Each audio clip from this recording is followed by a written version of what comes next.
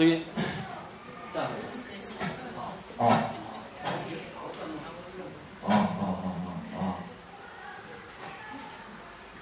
산만한 아이들을 어떻게 교육을 하는지. 그러니까 산만한 아이에 대한 얘기 제가 이제 가만히 앉아있지 못하고 네. 선생님 말씀을 귀를 기울이지 않고 네. 그런 아이들을 어떻게 교육해야 되는지. ADHD에 대해서 계속해서 연구가 되고 있잖아요. 근데 인간은 원래 약 세 부류의 우리가 인간이 이렇게 인간 사회를 만들고 진화를 할 때 약 세 부류의 인간들이 필요합니다.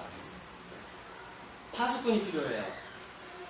맹수가 공격해 오는 거를 관찰하는 파수꾼.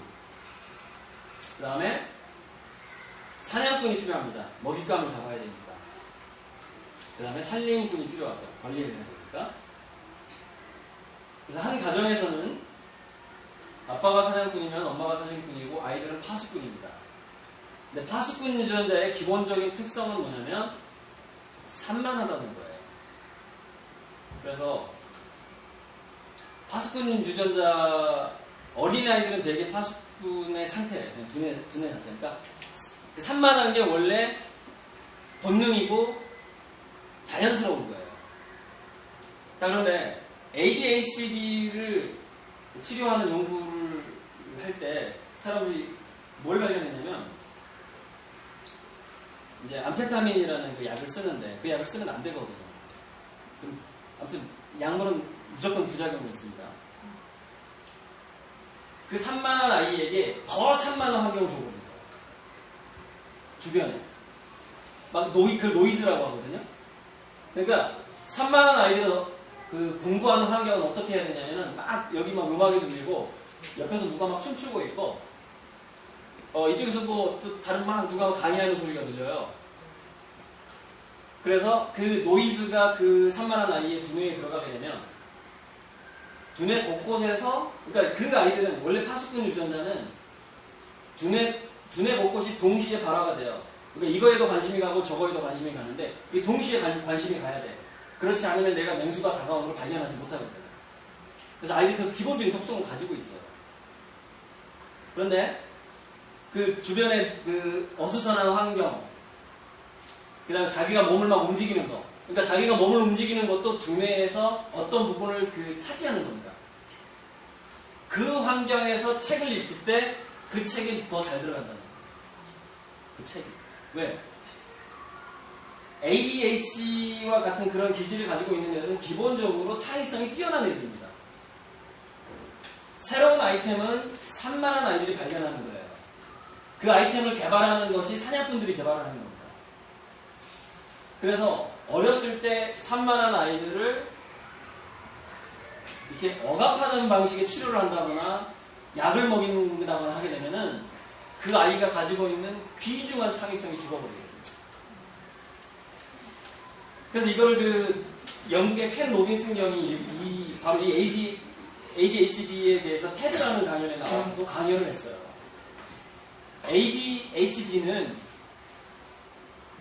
현대의 제도화된 교육과 그 제도화된 교육에서 자라난 의사들이 내린 병명이라는 거예요. 근데 원래 그건 병이 아니라는 겁니다. ADHD. 아주 인간의 자연스러운 현상이라는 거예요. 그러니까 이거죠. 지금 교실이 잘못되어 있느냐, 그 아이가 잘못되어 있느냐의 차이죠. 실제로는 우리 뇌과학의 연구에 의하면 아이가 잘못된 게 아니라는 거죠. 그 아이를 그렇게 교육시키는 어른들이 잘못된 거죠. ADHD 아이들이 원래 걔네들은 멀티태스킹을 합니다. 동시에 여러 가지 것들을 신경 쓰는 두뇌를 가지고 있단 말이에요.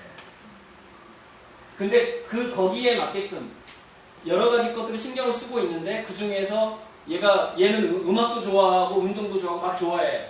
사실 걔네들이 선생님의 말을 안 듣는 게 아니에요. 다 들어요. 왜?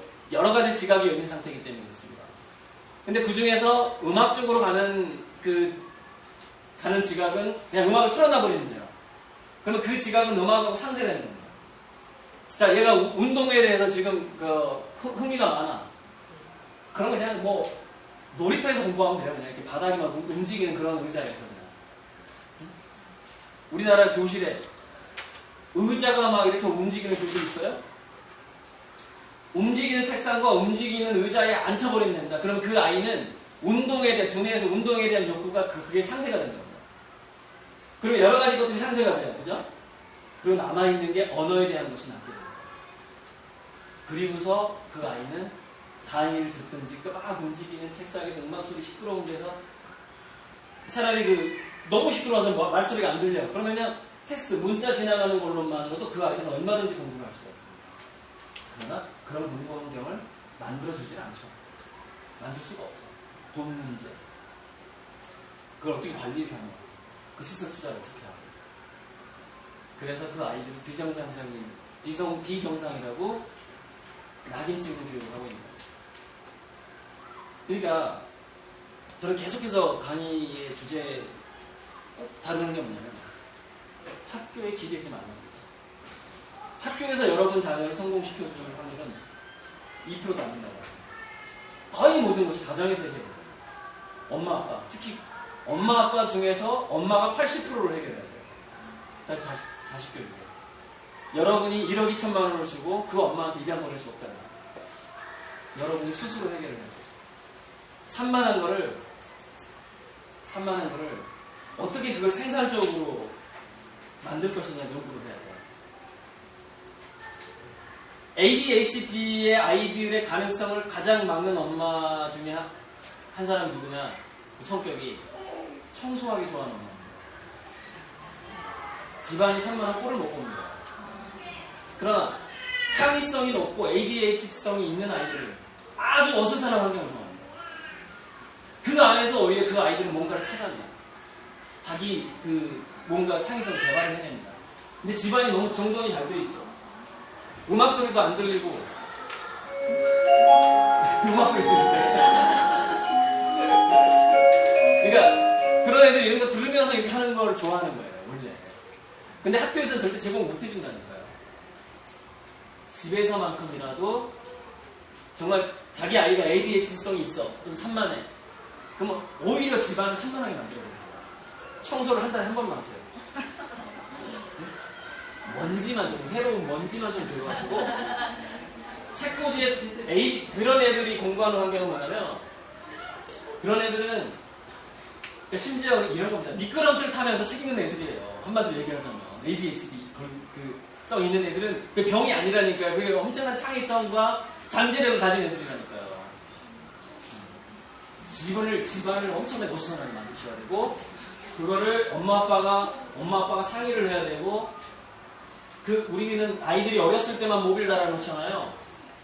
왜 그걸 15살까지 못 참는 겁니까?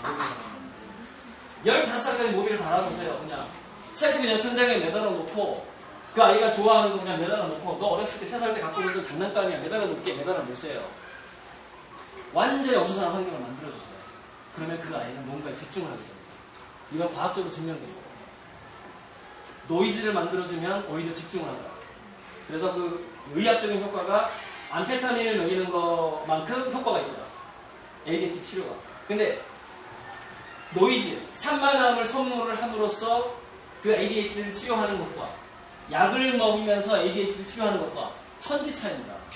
그 아이가 20살이 넘었을 때는 큰 차이가 나요. 25살이 넘었을 때 대학교, 얘가 지방대를 가도 좋아요. ADHD. 지방대 갈 확률이 없죠? 집중을 못하니까. 하지만 걔는 거기에 가서 새로운 창업을 하게 되고 새로운 기업을 만들게 됩니다. 산만함 속에서 뭔가 하나에 집중하는 경험을 줄 수 있어요. 참 안타까워요. 학교에서는 그걸 해결해 줄 수 없다는 게. 다른 질문 있나요? 네. 아이들이 입학 전에는 모든 아이들이 어느 부모가 볼 때 천재 같고 굉장한 기대를 갖고 아이를 보다가 막상 학교를 보내면은 실망을 하잖아요. 내 아이는 천재를 알았는데 근데 이것이 우리가 공교육이라는 곳에 아이들의 초점을 맞춰서 아이를 봤기 때문에 그런 실망감이 있을 거라는 생각이 들어요. 그러면은 학교 입학하기 전에 가지고 있던 그 아이의 천재상 있지만은 이거를 계속 꾸준하게 할 수 있는 구체적인 방법 뭐 있을까요? 어떻게 보면 유일한 방법이라고 볼 수도 있어요. 방법이 있긴 있습니다. 그게 뭐냐면 여러 가지 과목 중에서 한두 개만 빼고 포기하라는 거예요. 그러니까 평균의 함정에 빠지지 말라는 거예요.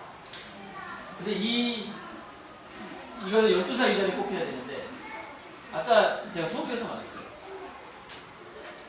공부가 잘 되는 그 도쿄 보여주면서 말씀드렸는데, 어렸을 때 자기가 뭐가 문제가 될지 출제도 안 해봤고, 남들을 가르쳐 본 적도 없고, 그러니까, 아이가 문장을 구사하기 시작하면요,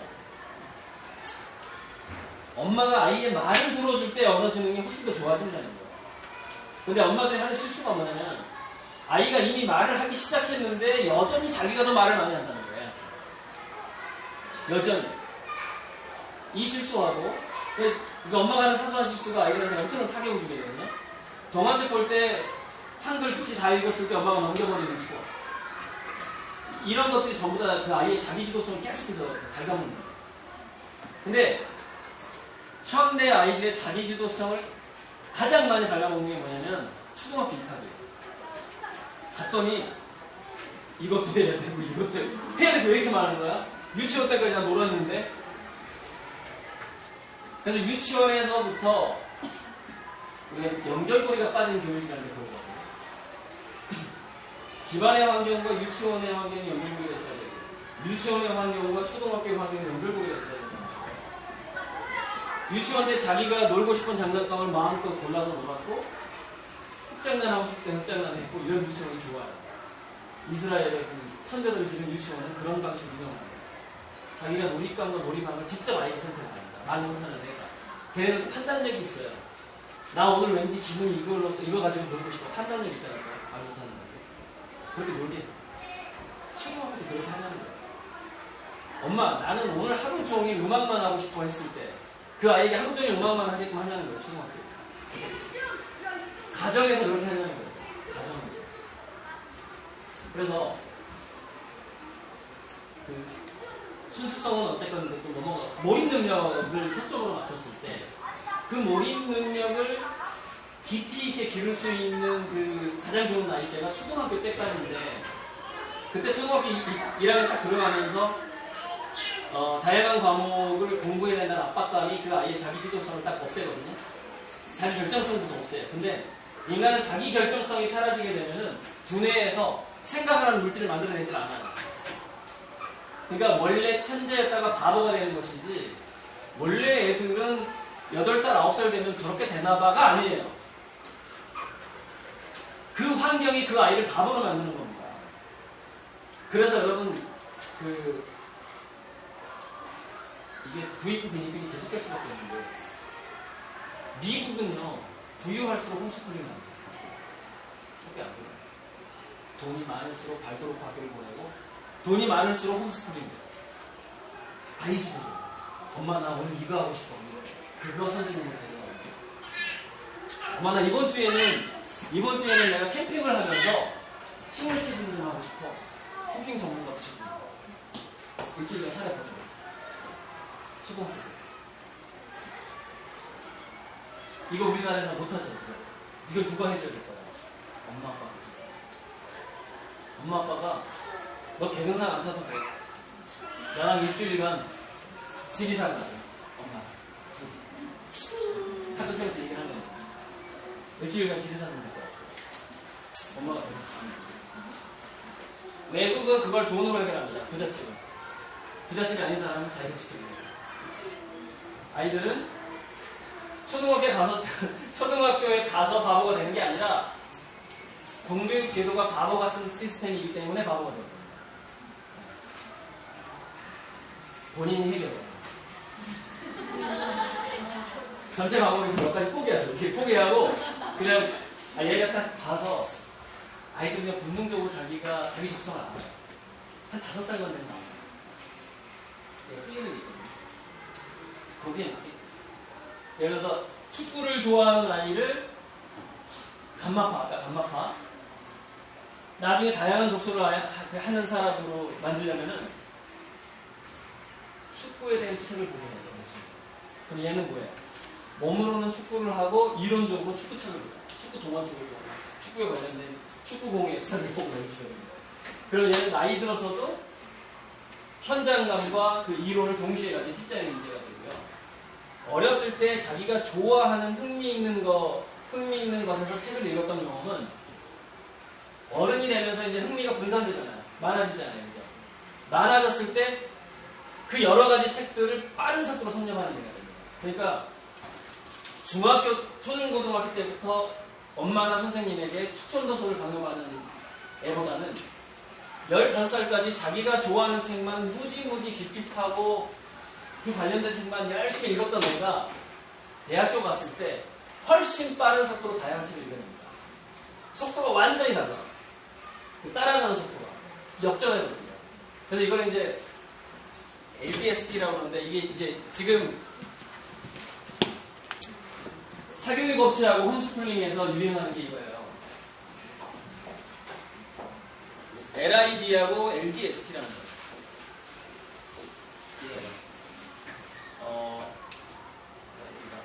까먹었네. 아무튼 이게 뭐냐면은 길게, 깊게, long, deep, 느리게, slow, thinking. 아주 깊이 있게 들어가면서 생각을 하도록 만들어주는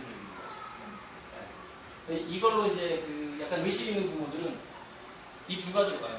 인터넷 검색해보세요. LID하고 LST하고. LST가 지금 대치동에서 이 long, slow thinking이거든요. 이걸 가지고 대학교 만든 사람이 있어요. 그래서 그 학교는 카이스트 나온 그 교수가 학교를 만들었는데 한 5, 60명 뽑아야 돼요. 그래서 그 학교의 전체 커리큘럼이 수학으로 만든 거예요. 나머지 그냥 관심 있으면 해. 뭐 관심 있으면 국어, 영어 관심 있으면 해. 근데 메인스트림은 수학이에요. 그래서 중학교 때 아이들이 스스로 탐구를 해서 뭐 미적분이라든가 대학교 수준의 수학까지 도달을 하게 됩니다. 그런데 이 작전이 뭐냐면은 어느 거 하나에 깊이 몰입해본 애들은 다른 것에도 몰입을 잘하더라고요. 그래서 어느 거 한 과목에 얘를 수학을 깊이 있게 몰입하게 해줬더니 영어도 금방 깊이 있게 깨닫는다는 거죠. 이 전략으로 가야 되는데 그 전략을 초등학교 때 해줘야 돼요. 초등학교 때 엄마가 운동이 됐든 수학이 됐든 영어가 됐든 전체 욕심을 부리지 말고 한두 개만 예체능 하나 그다음에 이론 과목 하나씩만 골라가지고 이것만 해도 괜찮아. 그러니까 초등학교 5학년일 때 우리 애는 수학이 양이에요, 가예요. 이걸 걱정하지 말라는 얘기예요. 그냥 언어에서만 그걸 걔가 깊이 체험을 한다든지 예체능에서 미술이든 음악이든 체육이든 깊이 체험을 하든지 이 두 영역에서 깊이 체험하는 것이 있는 것이 중요한 것이지 전체 평균이 중요하지 않아요. 이제는 평균의 시대가 아니죠. 절대 아니에요. 학교 성적을 포기하시면 돼요. 학교 성적을 포기하면 그 아이는 경쟁력이 있는 애가 됩니다. 근데 오히려 그런 애들이 나중에 15세 넘어서 역전을 하게 되는데 왜 역전을 하게 되냐면은 두뇌는 돌아가는 속도가 사람마다 차이가 있어요. 깊이 몰입해본 애들의 두뇌에서 일어나는 현상이 뭐냐면 30분을 3시간처럼 씁니다. 생각의 속도가 빨라져. 그게 몰입의 위력이에요. 그러니까 어떤 과학자들은 5분 만에 5시간 동안 해야 될 사색을 해버린다는 얘기예요. 그런 애를 따라잡을 수 있을 것 같아요. 근데 그런 두뇌가 되는 것은 몰입에서 나오는 거예요. 근데 그런 두뇌가 세팅되는 건 12세 이전에 세팅된다는 거죠. 그러니까 12살 이전에 평균 교육에 빠져버리면 걔는 20살 넘어서 희망이 없죠. 아까 얘기했죠. 로봇 인공지능 컴퓨터. 그 경쟁자들한테 완전 실업자거든요. 몰입 순수성. 그리고 추천도서에 너무 빠지지 말고 추천도서보다는 아이가 현재 관심 있는 것을 바탕으로 가지를 뽑듯이 책을 권해야 된다. 그리고 한 달에 4번씩 주는 그 책도 마찬가지로 자기 결정권을 줘야 돼요. 4번 중에 한 권만 보게 돼요. 한 것만 봐도 되라고 허락을 해줘야 돼요. 4권을 네가 다 보지 않으면은 엄마가 이 업체에 지금 한 매달 얼마 주는 줄 알아? 이렇게 되거든요. 2가지를 다 잃어버립니다. 몰입 능력, 순수성, 자기결정, 자기주도성 이 3가지가 사라져요. 그 말 한마디 때문에. 근데 참 이게 덕성의 상처를 받는다는 게요. 정말 무서운 게 사소한 데서 한번 상처를 받는 게 다 힘이 돼요. 그러니까 정말 이 가정에서 오가는 그 한마디 말의 그 성격에 대해서 본인이 깊이 한번 생각을 해봐야 되거든요.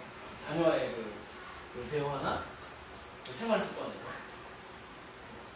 정말 조심하셔야 되고 그거를 조심하는 게 바로 공부라는 거예요. 옛날에 우리가 공자 맹자가 했던 공부의 속성이 정어예거든요. 그냥 예절을 생각하라는 거였는데 옛날에 그 예절이 중요했잖아요. 근데 지금은 정어예가 아니라 정어창이에요. 항상 창의성 생각한다. 옛날에 예절로 살 수가 있었어요. 그래서 교육이 그렇게 갔단 말이에요. 유학이. 근데 지금은 예절로 살 수 있는 시대가 아니에요. 뭐 기본적으로 있어야 되지만 창의성이 있어야 돼요. 그러니까 나는 지금 우리 애랑 창의적인 반응을 하고 있는 거를 맨날 반성을 해야 된다. 몰입하고 우리 애가 몰입하도록 나는 기회를 주고 있는 거야. 질문 또 해주시죠. 예. 저희가 잘할 때막비 오는 날 비를 막 맞으면서 눈을 막 뛰어가기도 하고 눈이 그렇게 쌓인 나중에 발자국 처럼 막 손에서 잘하시는 분. 내가 그렇게 막 자라서 이렇게 자라다가 사회생활을 딱 했어요. 이제 나와가지고 저녁에 지나가는 거잖아. 그래서 내가 지금 아이들처럼 많이 공부를 하고 학원하면서 깊이는 아니지만 그래도 사회생활을 하면서 그렇게 막 힘들지 않게 혼자 살아가고 있는데 저는 제 아이를 지금 제가 자랐던 그런 환경에서 키우고 싶은데 환경이 안 되죠? 딱 아니 그러니까 갈 수는 있는데 한 명이 갈 수 있어요. 왜냐하면 대학으로 할 수 있어요? 오케이. 그러면 경험 주세요. 되는데 제가 지금 그거를 딱 못하는 이유가 내 아이가 자랐을 그 시대는 그러니까 저는 그렇게 막 기도 공부하지 않고 그래도 그냥 지금 그렇게 그냥 이렇게 말씀하시는 살고 있는데 방학이 있잖아. 방학이라면? 충분해요. 일주일만 해도 충분하고 보름만 해도 충분합니다. 그거는 그 아이한테 그 두뇌 그 회로를 만들어주는 거예요. 그러니까 그런 체험을 일주일 했든 한 달을 했든 그건 그 두뇌에 남는 거예요. 그 길이 남는 거예요. 그러니까 아예 가서 살라는 얘기는 아니에요. 도시에서 살면서 얼마나 더 현명하게 그 아이에게 그런 체험을 몰입 체험하고 자연 하우스 체험이거든요. 그 변수 체험, 자연의 변화에 대한 체험을 충분히 시켜줄 수 있어요. 그러니까 제가 이 친구를 이렇게 들어가지고 제가 자랐을 때 저는 아이를 그냥 편하게 키우고 싶은데 저를 딱 가르마는 이유는 요즘 아이들은 정말 많은 공부를 하고 다니면서 그때 내 아이가 자랐을 때 이제 그 삶의 질이 나중에 차이가 날 거라는 거예요. 아이가 이렇게 공부를 해서 이렇게 공부 잘하는 아이들이 만약에 예를 들어서 1,000만 원을 벌고 있는데 내 아이가 사회에 나왔을 때 그냥 그렇게 안 해가지고 100만 원을 벌면 900만 원에 대한 삶의 질을 아주 투명해져버리는 거잖아요. 그거를 어떻게 그러니까 지금 사회가 이대로 흘러갈 거라는 기대를 하지 마세요. 지금 예측이 다 틀릴 수가 있다니까. 제 강의 주제가 그거거든요. 그러니까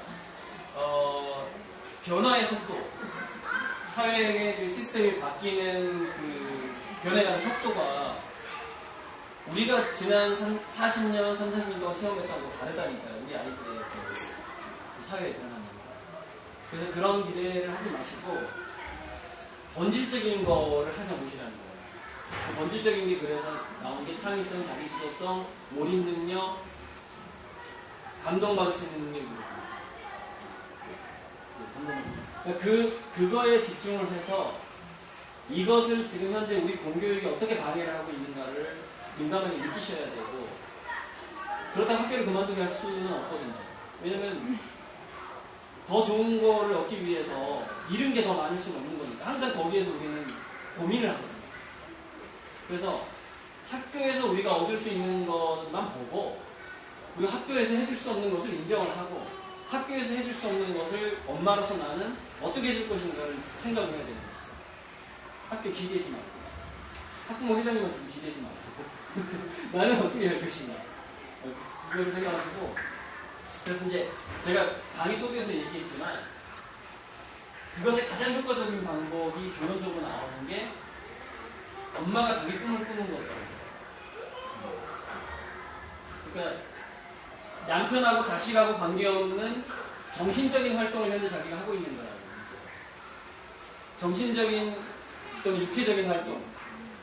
자기 남편과 자기 아이와 전혀 상관없는 자기 시부모와 친정부모와 아무 상관없는 오직 나하고만 관계가 있는 활동을 자기는 하루에 얼마만큼 하고 있는 거야 문제가. 그 시간을 누리게 되면 아이들은 저절로 좋아집니다. 저절로 경쟁력이 있는 거야. 근데 이제 그게 이렇게 우리는 서민층은요 딜레마에 빠져 있어요. 과거의 서민층은 어떻게 된 거예요?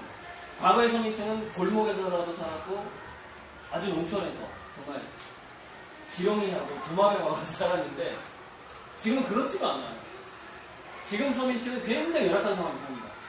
창의적인 것을 자기 자녀가 접할 수 있는 환경이 훨씬 열악해요. 강남에 있는 거기보다.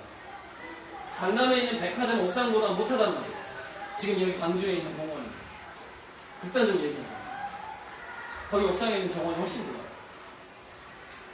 거기 일산빌딩에 얘네들 맨날 가서 뭐 동물, 아쿠아리움 가가지고, 물고기를 보고 그렇게 크잖아. 그래서. 그거보다 못한 체험을 하고 산단 말이에요. 서민층. 그렇기 때문에 여기서, 그걸 돌파할 수 있는 유일한 방법은 엄마 스스로 멘토가 되는 방법밖에 없다는 결론이 나오더라는 거예요. 제가 아무리 이걸 연구를 해봐도 엄마 스스로가 자기 자식에게 거의 신적인 모범을 보여요. 신적인. 그러니까 그냥 엄마가 아니에요. 그래서 제가 칼럼을 쓸 때 한국의 엄마들이 그랜드 마타가 된다고 했어요. 그랜드 마타가 뭐냐면 대모신입니다. 과거에 모계 사회에서 부계 사회가 오기 전에 약 5,000년 전, 7,000년 전에 대부분의 사회는 여성이 하는 일이었고 여성이 대통령이었어요. 그 정도의 마인드를 지금 현대의 엄마들이 가져야 돼요. 본인이 신이 되어야 됩니다. 자기의 그 생활을 통제하는 거, 자기 자신을 통제하는 거, 자기가 꿈을 꾸고 자기 인생을 설계해 나가는 거. 근데 그 설계해 나가는 것이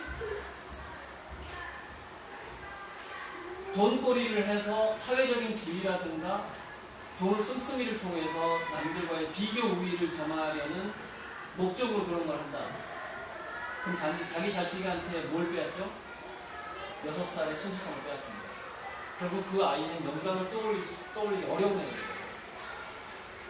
악순환이 되는 겁니다. 그러니까 아둥바둥 살게 되면 자기 자식도 아둥바둥 살게 돼요. 이 악순환이 지금 계속 붙여져 가는 중이에요, 지금. 우리 그 중진국 이상의 사회가. 그러니까 이 자기 자신, 그러니까 여기서 이제 저는 인문학 교육을 들어가야 돼요. 엄마 인문학 교육을 들어가야 되는데, 이제 그러다 스토리텔링이 막 이제 등장을 해야 돼요. 등장을 해야 되는데, 자기 자신의 자존감, 엄마의 자존감을 신격화시켜요. 이걸 참 오해하시면 안 되는데, 그 누구하고 비교하지 말란 말이죠. 엄마부터. 옆집 엄마하고 비교하지 말고, 1등 엄마하고 비교하지 말란 말이에요. 자기 자신의 중심에서 나는 지금 어떤 삶을 살고 있고, 어떤 생각을 하고 있고, 나는 어떤 나의 롤모델을 만나서 나는 어떤 책을 읽고 있고, 오직 여기에 빠져야 돼요, 엄마가. 제가 굉장히 중요한 거 하나 빼먹었는데, 다쳐보는 체험 말고요. 그러니까 유튜브에서 제 이름이 보면 고영훈이잖아요. 유튜브에서 고영훈을 치면 제 강의가 50개가 올라가 있어요. 여기서 못하는 얘기 아주 많습니다. 이겁니다. 어렸을 때 사람들이 인간들이 배고픈 체험을 못하잖아요. 그럼 굉장히 중요한 독성 하나가 사라집니다. 그러니까 인간의 지능을 발달시키는 건 주로 4가지 정도가 있어요. 결핍, 운동, 변화. 이 3가지로 보면 돼요. 결핍, 운동, 변화인데 환경이 변화합니다. 대인관계의 변화, 환경이 변화합니다. 그런데 1번, 첫 번째 결핍에서 인간은 두 가지 결핍을 느껴야만이 자기 지능을 개발합니다. 먹잇감의 결핍과 생존의 결핍이에요. 그래서 아까 제가 뭘 얘기했냐면 다쳐보는 게 바로 그 자기 존재감의 결핍이에요. 그러니까 우리가 어른이 되면 20살이 넘어가면은 누군가한테 그 정몽원 씨가 자살한 이유 들어보셨어요? 대기업에서 검사한테 굉장히 모멸감이 섞인 말이 나왔다는 거예요. 대기업 총수도 자기 자존심이 상하면 죽습니다. 자살하고자 하는 충동이 있습니다. 그게 어른이에요. 근데 15세 이전에는 절대 그렇게 못합니다. 그러니까 15세 이전에 15세경의 아이들은 도파민이라는 호르몬이 많아요. 도파민이라는 호르몬이 자존감의 호르몬입니다. 자기 머릿속에 도파민이 많으면 그 누가 나를 험담을 해도 여유가 있어. 무슨 소리야. 나 잘난 놈인데. 굉장히 튕겨나갑니다. 누가 욕을 하고 뭘 해도. 근데 이게 나이 들면서 도파민이 줄어들거든요. 그리고 이제 태생 부모한테 양육을 그렇게 받은 아이들이 있어요. 자존감이 약하게 양육받은 애들이 있어요. 1등 단수. 그런 애들은 도파민하고 엔도핀이 약해요. 폭력적인 아이들. 정말 재밌는 게 유치원 때 수능적인 아이일수록 교도소 갈 확률이 더 높아요. 왜 그럴까요? 자존감이 약해지는 거예요. 엄마가 얘를 잡아버리는 거예요. 유치원 때. 생활 습관 이런 것들이 얘의 자율성을 얘가 자율적으로 체험하는 경험을 적게 주는 거예요. 그러다 보니까 자존감이 낮아졌잖아요. 얘가. 왜? 엄마한테 통제를 받았거든. 3살부터 5살 사이에. 그럼 도파민 회로가 형성이 안 돼요. 자존감도 약해지고. 그 애가 10대가 딱 됐어요. 친구들 또래 관계가 생겼어. 자존감이 약해. 근데 얘가 만약에 힘이 세다. 그러면 자존감의 공격이 돼서 폭력적으로 되는 거예요. 생각을 안 해요. 폭력을 쓰겠다. 왜? 어렸을 때 자존감이 상처를 입고. 그래서 유치원 때 수능적인 애가 사춘기가 되면 오히려 비행청소년이 되더라고요. 정반대로. 유치원 때 엄마가 얘한테 신경을 안 썼어. 엄마가 맞벌이 하느라고 바빴거든. 그래서 얘가 막 말썽을 피우고 다닌 거예요, 동네에. 유치원 때 어렸을 때 막. 2006개월 공부하면서. 그런 애가 더 열심히 공부하고 더 훌륭한 애가 왜 그럴까? 그 애가 3살부터 6살 사이에 자기주도성이라는 것과 자존감이라는 걸 획득했기 때문에. 그래서 제가 이렇게 얘기합니다. 이건 덕성에 항상 초점을 맞춰야 되는데, 여러분 식당 갈 때 여러 사람이 가는 식당 있죠. 그 애들 어렸을 때 데리고 가면 애들이 막 옆 사람들 방해하잖아요. 그죠? 그때 떠들지 마, 아저씨 혼낸다고 이러시죠. 그래서 저는 이렇게 얘기합니다. 왜 그 나이 때 얘를 그런 식당에 데려가냐는 거예요. 아예 데려가지 말라는 거예요. 거기에 데려갔기 때문에 문제가 생긴 거 아니에요. 그죠? 아예 독방이 있는 데로 가던가, 아니면 넓은 야외에서 밥을 먹으라는 거예요. 그러면 엄마 아빠가 밥 먹을 때 얘는 지렁이랑 놀 거 아니에요, 나비랑. 왜 그런 체험을 주지 않고 남들이 다 가는 큰 식당에 레스토랑에 가가지고 애한테 조용히 하라는 거예요. 근데 거기서부터 자기 자식의 두뇌가 지금 어떻게 세팅되고 있다는 거에 대한 감각이 너무 느리다는 거지, 엄마들이. 어떻게 입력되고 있다는 거지. 그래서 어쨌건 그걸 해결하기 위해서는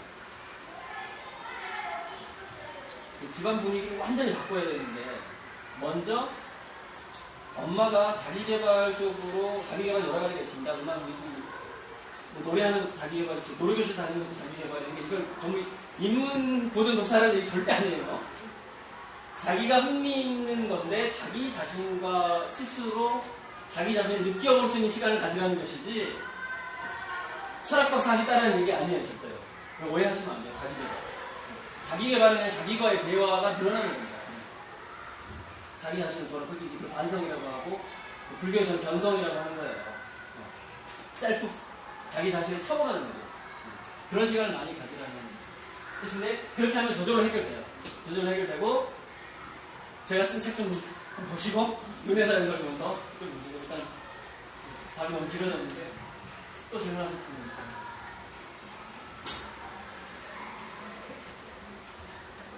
뭔가 뚜렷한 해법은 사지선다형으로 가진 않지만 지금 여러분들이 감각을 느끼고 있을 거예요. 지금 이거구나. 내가 지금 방향성을 이렇게 잡아야 되는구나라는 지금 그 감각들을 느끼고 있었을 거예요. 이제 강의가 일회성 강의이기 때문에 제가 그렇게 느낌을 주는 방식으로 가게 됐죠. 더 깊이 들어가면 주말농장은 이렇게 해야 되고요. 화분 가꿀 때 이렇게 해야 되고요. 애완동물 기를 때 꼭 이렇게 하시고요. 말 가르칠 때 이렇게 하시고요. 이렇게 세밀하게 들어가야 돼요. 그럼 이거 이제 10시간 가는 거예요. 창의성과 관련된 책을 추천해 주시면 그러니까 이 질문이 굉장히 지금 무서운 질문이에요. 책이 창의성을 만들지 않고. 아니 근데 그냥 너무 막였다. 너무 후면적으로 됐기 때문에 그냥 한 가지라도 깊이 있게 좀 읽어본다 좀 마음이 있는데 좋아요. 책이 많지만 그래도 몇 권 정도만 추천해 주시면 자, 맹자의 제자 이렇게 묻었어요. 옛날에, 맹자시대니까 공자시대 이유입니다. 옛날에 공자라는 분은 끊임없이 자기 자신을 수양을 하고 도발을 하고 했는데, 그 비결이 뭡니까? 라고 물는 거예요. 그러니까 맹자가 제자한테 이렇게 대답합니다. 공자는 뒷동산에 올라가서 자기 마을을 보았고, 태산에 올라가서 원천하를 보았다. 이렇게 얘기를 해요. 무슨 얘기냐면, 시야가 좁아지게 되면은 창의성은 저절로 줄어들게 됩니다. 시야가 넓어지면은 가슴이 커지면, 그릇이 커지면 창의성은 저절로 좋아져요. 그래서 창의성이라는 것은 창의성을 최초로 만드는 원인은 뭐냐? 왜 나는 창의적이어야 하는가라는 질문이에요. 왜 엄마가 창의적이어야 하는가? 왜 우리 아이가 창의적이어야 하는가에 대한 질문에 대답이 안 나오잖아요.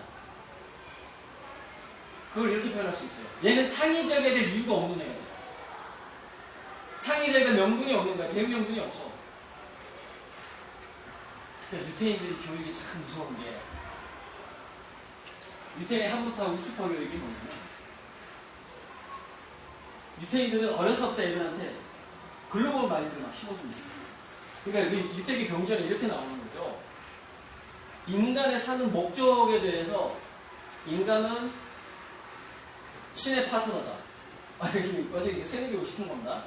인간은 신의 파트너고, 이 우주를 창조한 이 하느님과 함께 너랑 손잡고 이 지구를 아름답게 만드는 게 네가 공부하는 목적이다. 이렇게 가르쳐요. 아주 어려서. 그리고 하부타는 뭐냐면은 절대 타인의 생각을 무시하지 마라. 대화를 통해서 소통을 하고 타인의 생각을 너의 것으로 만들고, 이 하부타예요.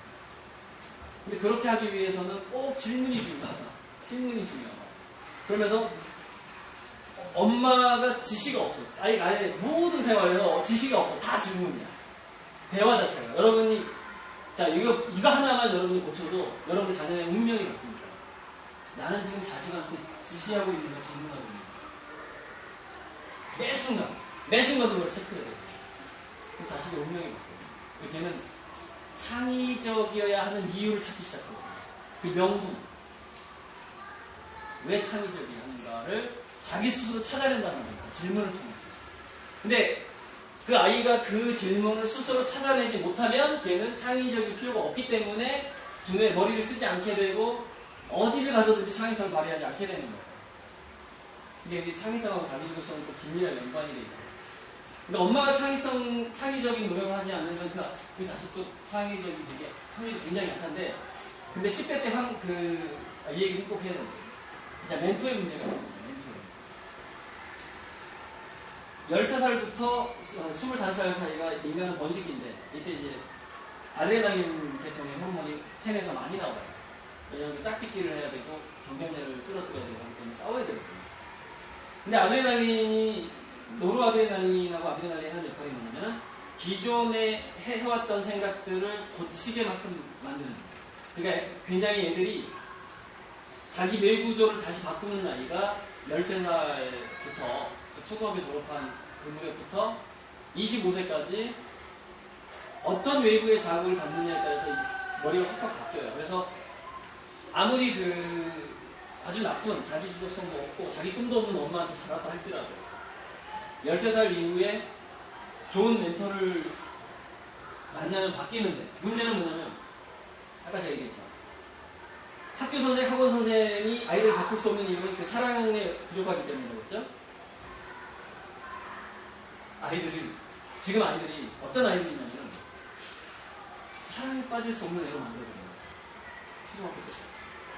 그러니까, 12살까지 엄마들이 얘가 감동할 수 없는 애, 사랑에 빠질 수 없는 애로 만들어버린 겁니다. 왜?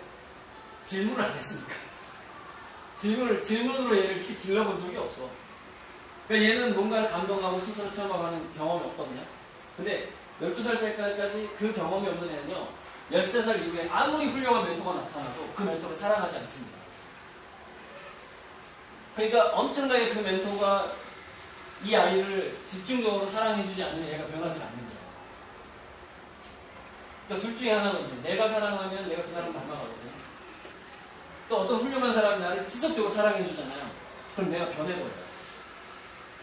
그러니까 그 엄마의 그늘에서 벗어날 수 있는 방법이 그 두 가지인데, 내가 그 롤모델을 사랑하거나 그 롤모델이 나를 사랑해주는 거랑 두 가지거든요. 근데 현대사회에서 그 확률이 거의 없어요. 뭐냐면요,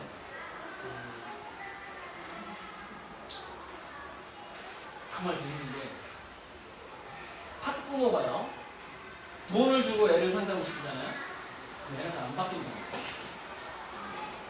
왜냐면 어린아이가 그 상담자를, 그 멘토를 그 직장에 있는 분이에요. 그러니까 저 사람이 나랑 상담해주는 이유가 돈 때문이라고 봅니다. 돈 때문이죠. 근데 예전에는 우리가 그런 멘토를 꽤 만날 수 있었습니다. 돈과 전혀 상관없이 교육 자체를 생성하고 아이의 미래를 정말 자기의 미래인 것처럼 사랑해주는 선생님들이 예전에 꽤 많았어요. 옆집 아이한테, 내가 삼촌이 임원데 우리 조카한테 그렇게 해주는 사람이 많았었습니다. 근데 지금은 그게 정말 드물어졌어요. 왜냐면 사회 전체적인 마인드가 거의 돈에 들어요. 그러니까 이게 돈벌이가 되느냐 안 되느냐에 너무 민감해진 거예요, 사람. 그래서 그런 어떤 순수한 사랑을 찾아보기 힘들어졌어요. 여러분, 자기 친척도 돈 줘야 요즘에 애를 맡길 수 있습니다. 옛날에 어디 그랬나요? 그냥 맡겼지? 돈 안 주고? 그래도 자기 자신을 막 길렀어요. 예전에는. 시골에 있는 사람이 그냥 서울에 맡겨도 친척한테 그건 안 돼요. 하스키 줘요. 친척한테. 그래서 결론은 엄마가 변해야 된다. 멘토를 만나기 너무 힘든다.